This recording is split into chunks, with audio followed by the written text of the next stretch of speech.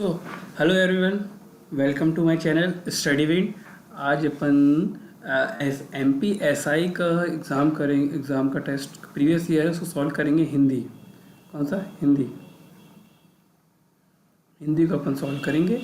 सो हिंदी में ये कौन सा है? 26 अक्टूबर 2017 सुबह 9 बजे का पेपर है, 2017 का। Okay, so let's start Hindi. क्योंकि हिंदी आजकल बहुत ज़रूरी है। हिंदी के सवाल आपने कर लिए, मतलब ऐसा ही आपके मुट्ठी में है ना, क्योंकि हिंदी के लोग आता नहीं है वो।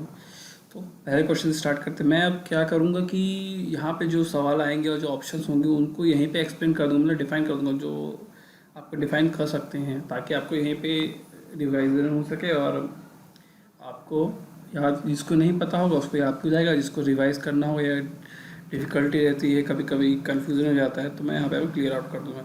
अब इसमें है 70 क्वेश्चन है, तो अब से 70 ही क्वेश्चन आएंगे, क्योंकि 70 क्वेश्चन आते हैं एसआई में। तो अब अपनी पोजीशन टाइट है, तो लेट्स स्टार्ट। ठीक है, पहला सवाल। 9 बजने को 10 मिनट हैं। नौ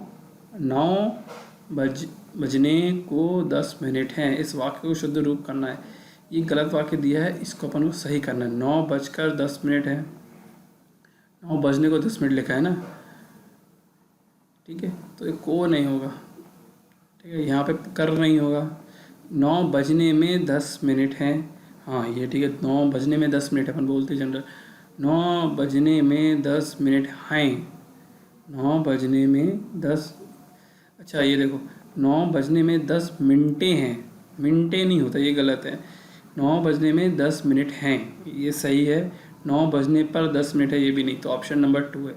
समझ रहे कैसे उनने ये मिनटें कर दिया या मिनट कर दिया? तो आपको ये केयरफुली पढ़ना है हिंदी में, क्योंकि इन लोग कुछ सवाल ऐसे रहते हैं, मतलब 70% शुद्धिकरण में, कि आपको मिलेगा कि इसमें स्पेलिंग की कर देंगे, स्पेलिंग चेंज कर देंगे। मिनटे दिखा है, मिनटे का मिनट, मिनटे का मिनट है। ठीक है, जैसे कि बाहर और बाहर, बाहर, ये भी ऐसा चेंज आ जाएगा। एक क्वेश्चन आया भी है ऐसा चेंजेस, तो आप समझ रहे हैं। तो आपको एक बार केयरफुली स्पेलिंग तो देखते जाओ, पढ़ते हो तो स्पेलिंग देखते आओ। और हाँ, आपको लग रहा है स्टेटमेंट गलत है तो कोई मतलब नहीं है। जैसे आपको लग रहा है स्टेटमेंट सही, एक बार उसको स्पेलिंग ज़रूर देख लो। जैसे मुझे लगा था, तो ये वाला सही लग रहा था, मगर मैंने मिनटे नहीं देखा था, फिर मैंने दोबारा रिवीट किया। 2 बार रिवीट करना ज़रूरी है at least, fast. Okay, second question करते हैं। कपिश एंड कपीश का अर्थ, कपिश एंड कपीश, इनका अर्थ पूछा है। यार आपको अर्थ मालूम कैसे पता चलेंगे? आपको विलोम शब्द पढ़ने पड़ेंगे, विलोम पढ़िए, अर्थानुप्रास शब्द पढ़िए, अर्थ पढ़िए, ये आपको पढ़ना पड़ेगा। पर्यायवाची पढ़िए, उससे ही आपको कुछ कुछ मतलब डिकोड हो जाते हैं। अब ये नहीं कहेंगे कि कहीं एक लिस्ट दी है, आपको थोड़ा थोड़ा सब जगह से पढ़ना पड़ेगा, एटलीस्ट कुछ तो बन सके। जैसे 2 में से कुछ एक बन जाता तो आप कुछ एलिमिनेट कर लेते। चलिए देखते हैं फिर भी किस में क्या है। ये तो मुझे भी नहीं पता था, तो मैं आपको बताता हूँ। केकड़ा और कूड़ा, कपीश, कपिश। बंदर और बेल, गर्मी और बंदर, कपिश। देखो गर्मी तो नहीं होने वाला, कपिश तो और ठीक है। मटमैला और बंदर, ओके। अब पता नहीं आया मुझे क्या है, तो अपन आंसर ही देखते हैं। तो अपन को देखना पड़ेगा। इसका आंसर है मटमैला एंड बंदर। ओके, याद कर लीजिए इसको, मतलब अब तो ध्यान रखेगा। कपिश छोटा ही होता है मटमैला, और बड़ा ही होता है बंदर। Okay, next.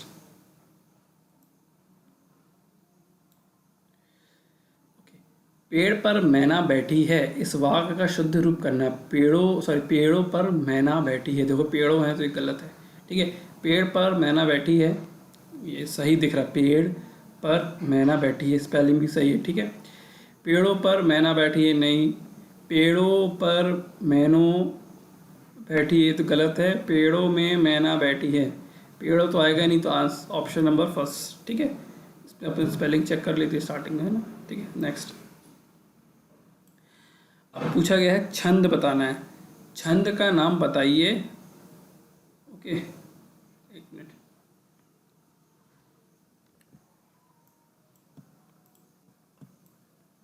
छंद का नाम अब ठीक हो रहा है ना।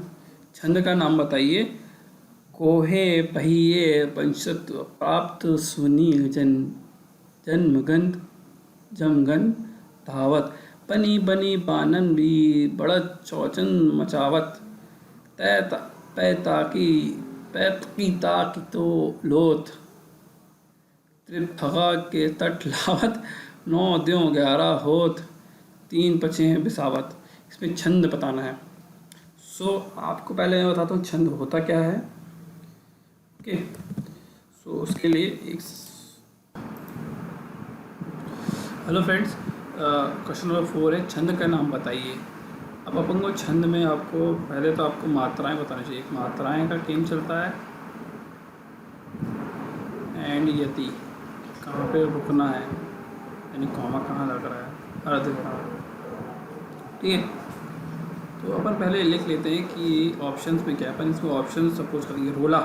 रोला में क्या होता है, जो लास्ट में होता है वो या फिर 1-1 होगा या फिर SS होगा। इसको बोलते हैं गुरु, हिंदी में इसको गुरु बोलते हैं, गुरु, और इसको बोलते हैं लघु।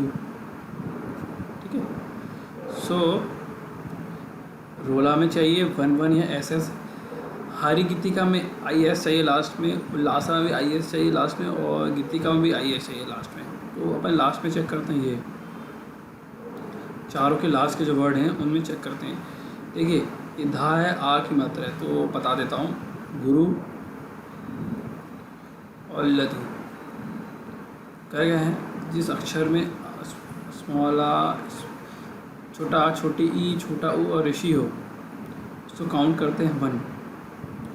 और गुरु में क्या हो, बड़ा आ, बड़ी ई, बड़ा ऊ, ए, ऐ, ओ, औ, अंत, आ, ये इसको काउंट करते हैं 2। ओके,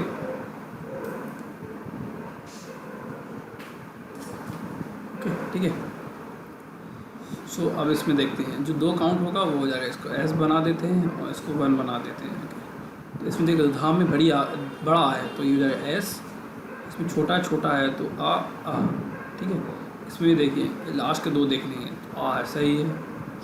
माँ चा, ये हो जाएगा 1, चा आ, 1-1। ओके, ला S, वा, दो एक छोटी ई है तो ये 1, सा अकेला है तो 1, राम में बड़ा का मतलब तो S, वाता। तो देखिए 4 में 1-1 आ रहा है, इसलिए ये रोला छंद हो जाएगा। ठीक है, नेक्स्ट। आपको इसे समझ में नहीं आया, आपको समझना है, कमेंट बॉक्स में लिखिए। मैं आपको छंद भी समझा दूंगा, सब टॉपिक बाय टॉपिक समझा दूंगा आपको, जो टॉपिक पढ़ना है। ओके, देश निकाला का, बड़ा कर देता है। ठीक है, देश निकाला का समाह से विग्रह होगा। देश का निकाला, देश में निकाला, देश में निकला, देश से निकाला। ओके, ये होगा नेक्स्ट। संक्षिप्त प्रतिकरण करते समय संक्षिप्तता एवं प्रवाहात्मकता को बनाए रखने की आत्म आवश्यकता होती है। प्रभावात्मकता नहीं होता, सतात्मकता नहीं होगा, ज्ञापकता नहीं होगा। Okay, next. कुछ तो डायरेक्ट स्टेटमेंट है। राष्ट्रभाषा किसका प्रतिनिधित्व करती है? राष्ट्रभाषा केवल राज्य का प्रतिनिधित्व करती है? नहीं, हाँ ठीक, नहीं, केवल सुना राष्ट्र का नहीं। राष्ट्रभाषा संपूर्ण मानव की प्रतिनिधित्व करती नहीं। राष्ट्रभाषा संपूर्ण राष्ट्र प्रतिनिधित्व करती है, पूरे संपूर्ण राष्ट्र की करती है, पूरे नेशन की। राष्ट्रभाषा संपूर्ण राष्ट्र की प्रतिनिधित्व नहीं करती, तो गलत है। Option number 3 answer.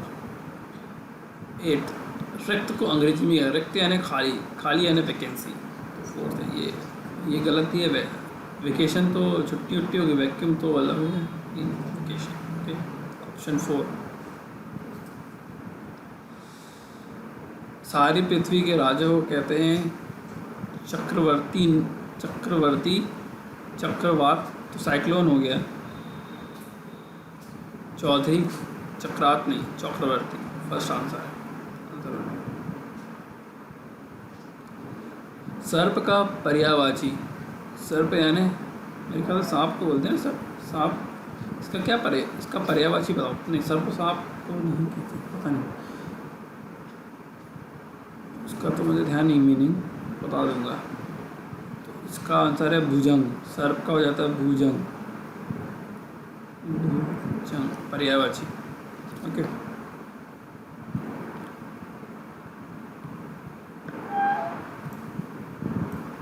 नेक्स्ट। अरे तो आंसर ही दिया चलिए कोई बात। सिने एक्सप्रेस कहाँ से प्रकाशित होती है? खंडवा नहीं है, जबलपुर नहीं, अमरकंटक नहीं, इंदौर। ओके,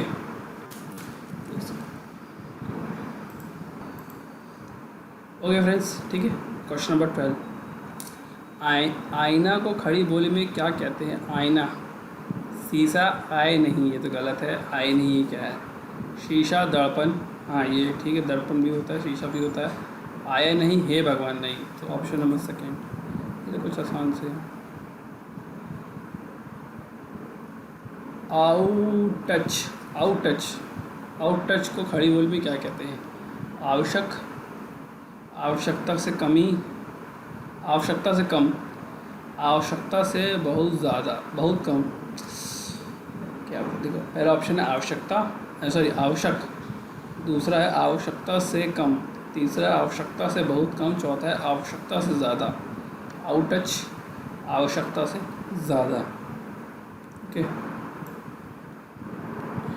वृत्ति और मजदूरी को इंग्लिश में क्या कहते हैं? वेज कहते हैं, वास नहीं कहते, वेट। ये तो ऑप्शन, ये सारे तो गलत ही दी हैं, स्पेलिंग ही गलत है, ठीक है। वेज चेक लीजिए।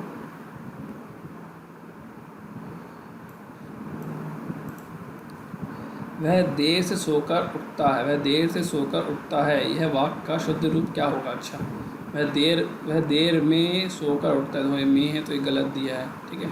इसलिए इसका शुद्ध वाक्य पूछा, वह देर सोकर उठता है, वह देर से सोता है, वह देर से सोकर उठता है, वह सोकर उठता है। देखिए, वह देर से सोकर उठता है। देखिए, मैंने यहाँ गलत क्यों बोला था? क्योंकि मैंने सीधा सही स्टेटमेंट बोल दिया था बिना देखे, सोकर उठता है। मैंने बोला वह देर से सोकर उठता है, सीधा बोल दिया था ना।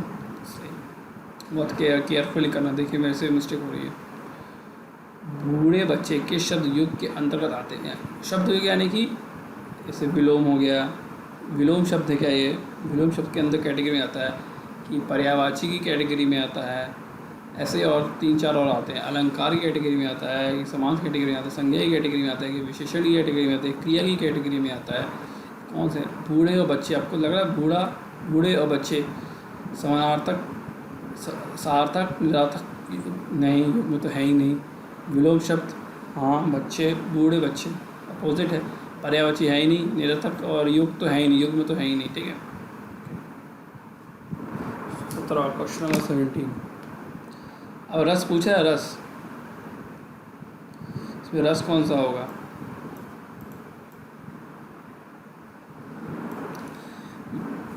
पढ़िए, पढ़ना तो पड़ेगा। विद्य से वासी, उदासी, तपो प्रतधारी, महाबुनी नारी दुखारे, कोतमती तरी तुलसी, सो कथा सुनी भे मुनिद सुखारे।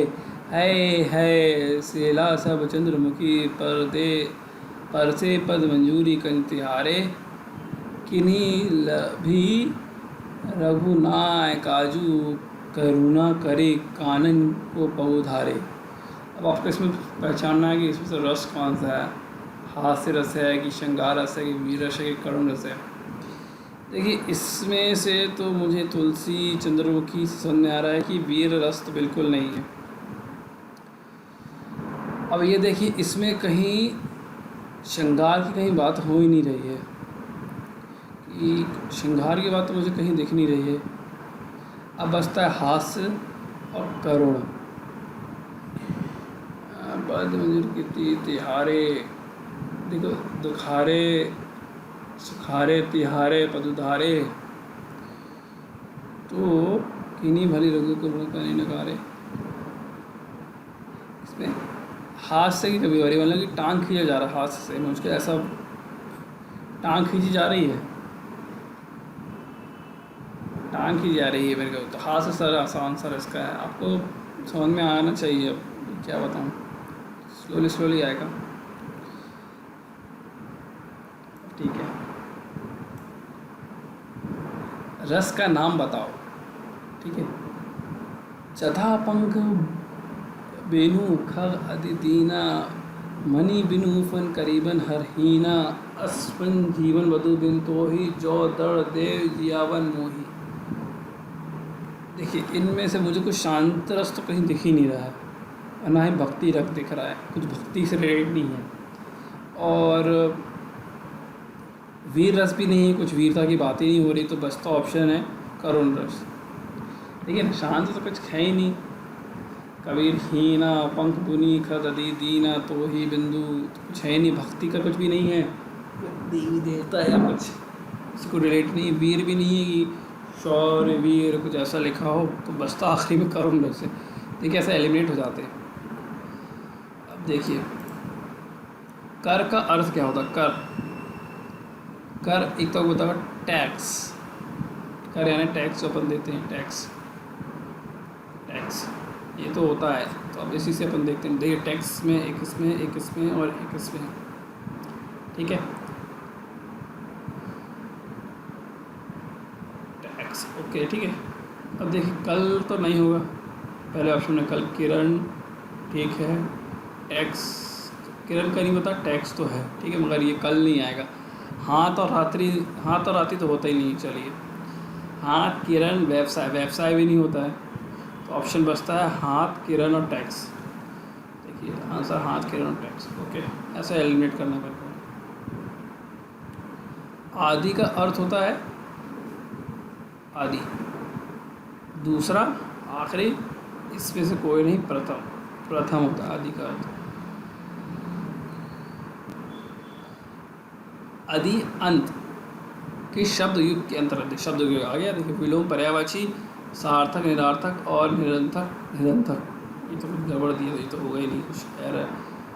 ठीक है, अब ये बताना आदि और अंत। आदि ये भी बताया था कि आदि का अर्थ होता है प्रथम, पर ही पूछा था ना, और अंत का मतलब तो आखिरी, लास्ट, आखिरी। तो ये हो जाएगा विलोम शब्द।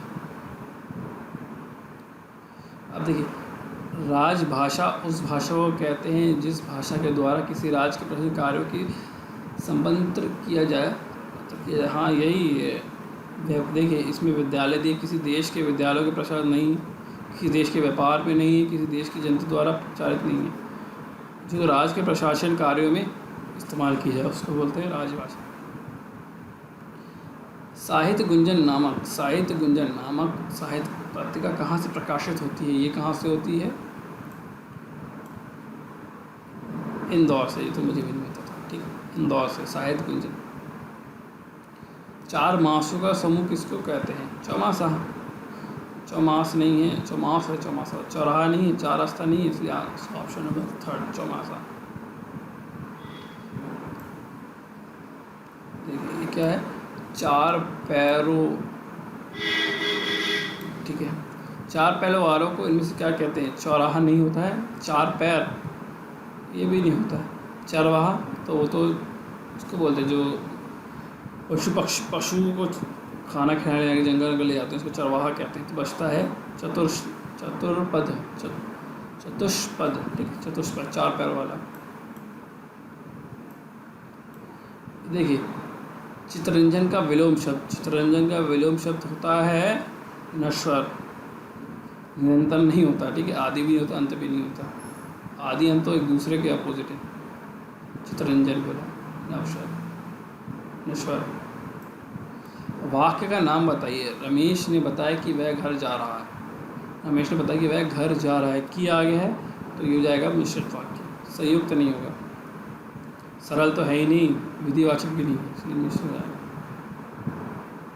और नहीं है, अथवा नहीं है, तो संयुक्त होता है और अथवा। इस वाक्य को सरल वाक्य में बदलिए। तुम बाहर गए और वह रोने लगा। जो ही तुम बाहर गए वैसे ही वो रोने। सरल वाक्य तो नहीं, ये तो गए वैसे ही, ये तो गड़बड़ हो गया।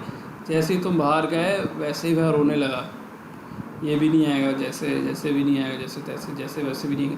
तुम्हारे बाहर जाते ही वह रोने लगा, तुम्हारे बाहर जाते ही वह रोने लगा, ये थोड़ा ठीक सा दिख रहा है, इसको ऊपर लगा लेते हैं, सही मतलब नेचुरली पढ़ना। तुम्हारे बाहर, ये देखिए ये ने स्पेलिंग गड़बड़ कर दी, तो ये नहीं होगा। तो ऑप्शन नंबर 3 सब देखना पड़ता है, स्पेलिंग भी और स्टेटमेंट भी। इस वाक्य को संयुक्त वाक्य में बदलिए, संयुक्त, ठीक है। कठोर बनो, कठोर बनकर भी सहृदय बनो, कठोरी बनो और नरम दिली बनो, सहृदय मतलब नरम दिली बनो। कठोर बनो परंतु सहृदय बनो, नहीं परंतु क्यों आएगा भाई, जरूरी नहीं है। कठोर, सॉरी हिंदी है ये, इजी नहीं लीजिएगा, पढ़ा तो आसान रहा हूँ मगर कठोर बनो परंतु सहृदय बनो, ठीक है। कठोर और सहृदय दोनों अपोजिट हैं, अपोजिट हैं, एक दूसरे के विपरीत है ना। अपोजिट मतलब मीनिंग अपोजिशन, अपोजिट आ रही है, तो परंतु आ सकता है। परंतु मतलब कि कंडीशन है, कठोर तो बनो मगर सहृदय भी बनो भाई। एक तरफ आप ये पॉजिटिव, ये नेगेटिव है, ये पॉजिटिव है, इस टाइप। कठोर होते हुए सहृदय बनो, नेगेटिव पॉजिटिव करोगे तो ये क्लैश हो जाएगा, ये नहीं होगा। कठोर बनते हुए सहृदय बनो, नहीं, कठोर भी बनते हुए सहृदय नहीं, तो एक सहृदय भी नहीं बन सकते, कठोर और सहृदय बनो, दोनों नहीं। परंतु ऑप्शन सही है, और हो जाएगा तो ये सरल वाक्य नहीं होगा, सरल वाक्य बनना है।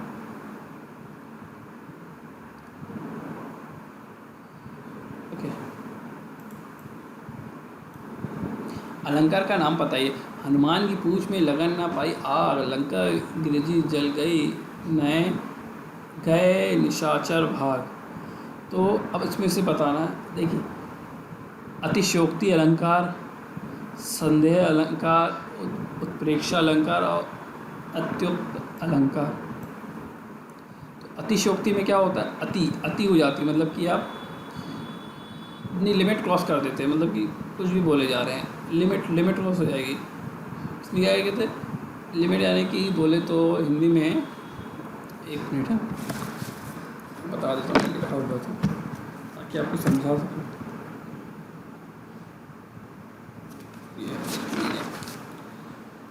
हाँ, बड़ा चढ़ाकर बोला, लिमिट क्रॉस कर देना। बड़ा चढ़ा के अपन बोले ना, फेक बड़ा चढ़ा कर बोलते हैं, बड़ा चढ़ा कर, भाई मेरे पास iPhone है, मेरे पास ऑडी है, बड़ा चढ़ा के बोलते हैं, इसको बोलते हैं अतिशयोक्ति अलंकार, ठीक है। संदेह अलंकार में कुछ संदेह हो रहा हो या कुछ शक सा हो रहा हो, तो इसमें शक की कोई गुंजाइश ही नहीं है, तो ये नहीं हो सकता। फिर आता है उत्प्रेक्षा अलंकार। उत्प्रेक्षा में क्या होता है,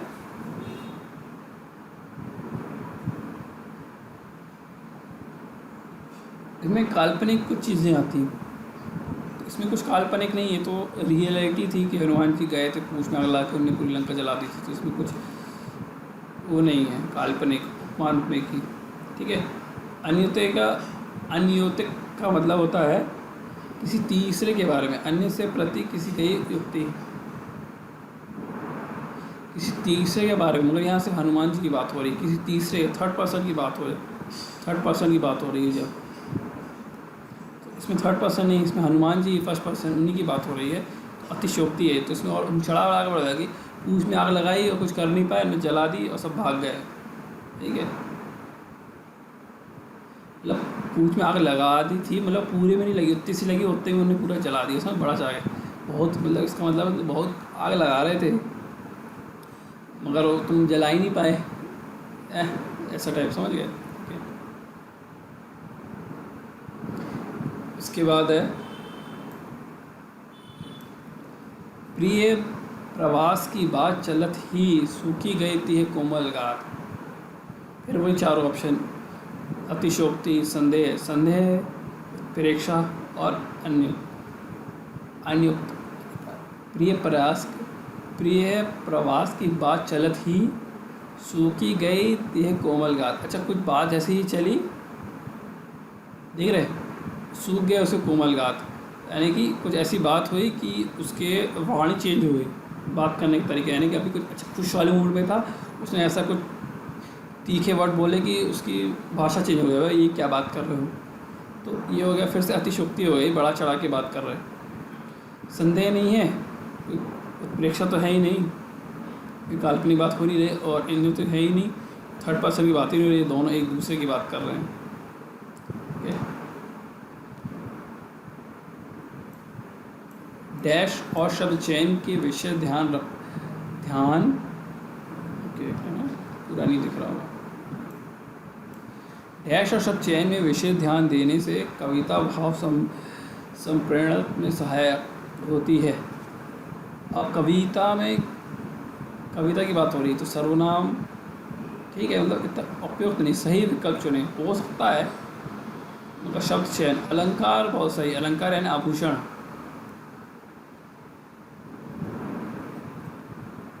ये सर्वनाम संज्ञा विशेषण ये सब वाक्य में आते हैं, नॉर्मल वाक्य में। कविता में तो बस रस आनंद आभूषण ये सब चाहिए छंद, तो उसका आभूषण अलंकार जो सही है, करेक्ट आंसर। ठीक है, 33 सही विकल्प चुने। रस डैश ब्रहा है, विचार स्वरूप, मूर्त स्वरूप, आनंद स्वरूप, आर स्वरूप। आनंद, रस यानी आनंद, आनंद ब्रहा है, आनंद स्वरूप ब्रहा है। तो आंसर नंबर 3rd। मैं 35 तक कराऊंगा, फिर इसके बाद सेकेंड पार्ट बनाऊंगा 35 से 70, तो एक कंप्लीट हो जाएगा। ठीक है, तो दोनों देखिएगा। सही विकल्प चुने। भाव दशा के कारण वचन में आए परिवर्तन को डैश कहलाते हैं। भाव दशा के कारण वचन में आए परिवर्तन को वचित उद्दीपन कहते हैं, वचित अनुभव कहते हैं, वचिक अनुभव कहते हैं, वचिक विभव कहते हैं, या वचिक आलम्बन कहते हैं। आप बताइए क्या हो सकता है। भाव की बात हो रही है, भाव दशा। देखिए, भाव उद्दीपन नहीं होगा, उद्दीपन नहीं होगा, अनुभाव हो सकता है, विभाव भी हो सकता है, आलम्बन नहीं हो पाएगा, विभव भी नहीं हो पाएगा, भाव तो इसी में है, अनुभाव। तो ऑप्शन नंबर 2।